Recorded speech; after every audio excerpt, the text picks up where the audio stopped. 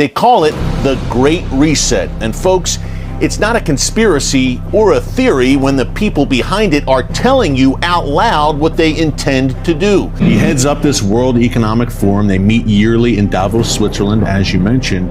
But 2030 has been laid out by these great resetters like Klaus Schwab as a pivotal year for their agenda. Why is 2030 such a big deal for them? Yeah, well, I think Sam could speak a little bit more to this, but my initial thoughts for me is, they've got a plan. But, if you look at everything that's going to happen, the writing on the wall, so to speak, it really points towards that being more so a 10-year plan as opposed to something they could just do right away. One of the things that we've discovered as we've been covering this topic the last 4 or 5 years is these guys are master psyops individuals. Mass psychology, they're masters at figuring out what they have to say, what narrative they have to push, what lever they have to pull to get everybody on board with their ideas. Right. And they understand that it's going to be a long process and it's going to probably resonate with the younger generation, which is why, him being 30, me being 28, we're so passionate about this because, we got to stand up.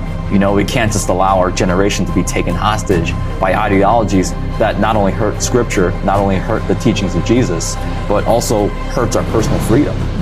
So I do believe that's kind of the famous saying is by 2030 you will own nothing and you will be happy. You will own nothing and you will be happy. That's straight from the horse's mouth, from the World Economic Forum. That's the motto. That's the theme of the Great Reset. So the World Economic Forum released, I believe it's a 2-3 minute video where it made some predictions, critical predictions by 2030. One of the main key thing is you will own nothing and you will be happy. And it's interesting. There's a man who's smiling. He seems very peaceful. He's calm. He's got this really bright grin, and with a caption of "You will own nothing and you'll be happy." Well, how does that work in their view? You will own nothing, yet you'll be happy. What does that exactly mean? So they believe in a shared economy, meaning that everyone's going to rent out things, right? So a lot of individuals who criticize people like us who say that's not a good thing. They're saying, well, what if it's a world where it's a lot like Uber, where people don't own their cars, they take an Uber. But my counter argument to that is, well, the Uber driver owns the car. So there's got to be some people who own something. And so if we don't own anything, then well, who will? Digital ID, which you mentioned, Daniel, and digital currency, two concepts that are also very central to the Great Reset agenda. The digital currency, you can see the seeds for that being laid right now. And digital ID as well. Vaccine mandates, I think we're a step in that direction during COVID. Right. How far down the line are we towards a digital currency, number one, and perhaps even digital ID? Yeah, so in regards to CBDC, which stands for Central Bank Digital Currency. So what that is, you may have heard Bitcoin, DeFi, right? Decentralized finance. Bitcoin, Ethereum, so these are blockchain technology-backed currency, which in essence could be a good thing.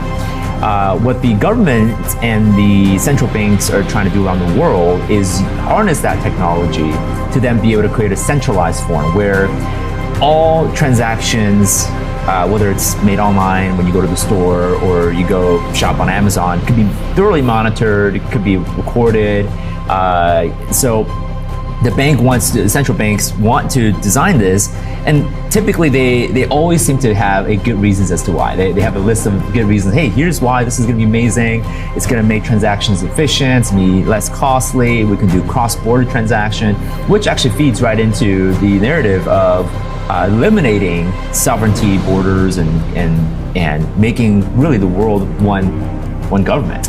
But the central bank digital currency, CBDC, the threat of that, it has actually really good ties to the digital IDs because they want to give you money, or they want people who deserve, based on their standards, to have control over their money. So if they don't like what you did or didn't like what you said about them, they can shut your money down or put an expiration date on it and say, hey, your money is only good for the next 30 days, spend it wisely.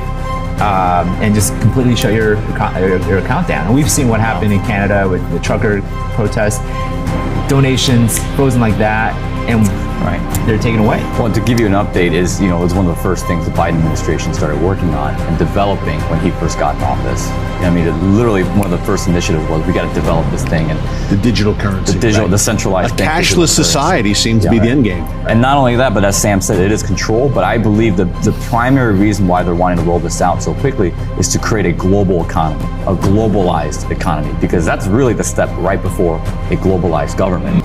Now, some very powerful global players led by the World Economic Forum and with the enthusiastic backing of some Western leaders, major corporations, and the UN are openly promoting this radical transformation of society.